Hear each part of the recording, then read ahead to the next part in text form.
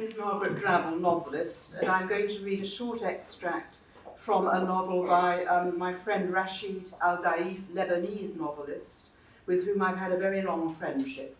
The novel is called Dear Mr. Kawabata, and it takes the form of a series of letters to the Japanese novelist Kawabata. It's about Lebanese childhood, which is one of our themes today. Dear Mr. Kawabata, my mother was born, grew up, got married, and had several children without knowing anything about this planet. She had never heard that the earth was round or that it revolved on its own axis or round the sun. Until she sent me to school, she had never heard that every time the earth revolved, it produced casualties.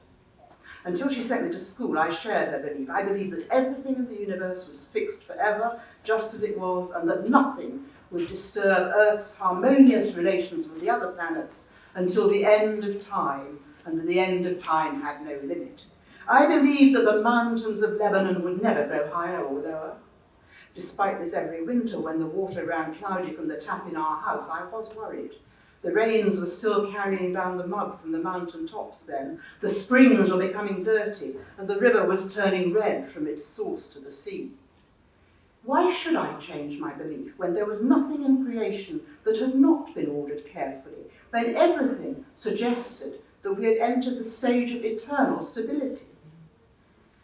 One evening, when my father raised to his eyes a glass filled from the tap in the house and looked at it carefully, like a priest contemplating a chalice, I was afraid, very afraid. My father called my mother and showed her the water. My mother hurried to the tap. She filled a saucepan from it, which she put on the draining board so the sediment could settle and we could have clean water. The following morning, the weather was fine, the sky was clear, and I got up full of hope and certainty. The discoloration of the water from the previous evening had disappeared. It had been just dust then that the wind carried to the mountain tops from distant places. The day that the water at home turned cloudy in the tap, I did not know that the earth was round and that it revolved. I found that out later in the lessons that followed. As soon as the geography teacher told me about the earth, my heart beat faster and I nearly fainted. The teacher stopped talking to ask what was wrong, and when he saw that I was unable to speak, he hurried to give me first aid and sent a pupil to tell the caretaker to bring me a glass of water. By the time the caretaker arrived, I was unable to breathe. I lapsed into unconsciousness. He slapped me and took hold of my shoulders and started to massage them. It hurt, but my breathing improved and I regained consciousness.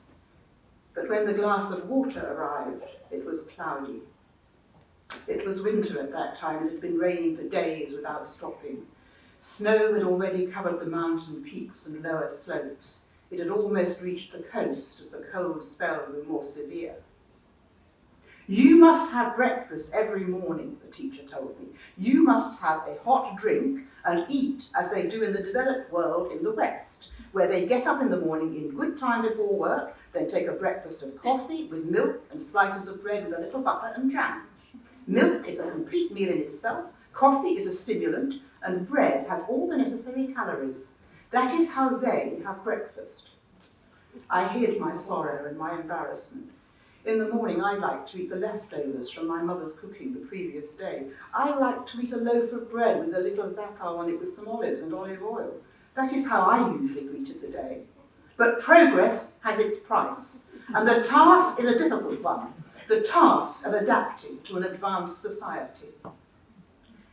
I have never revealed to anyone that my fainting in the geography class wasn't a medical problem, and no one noticed the real reason for it.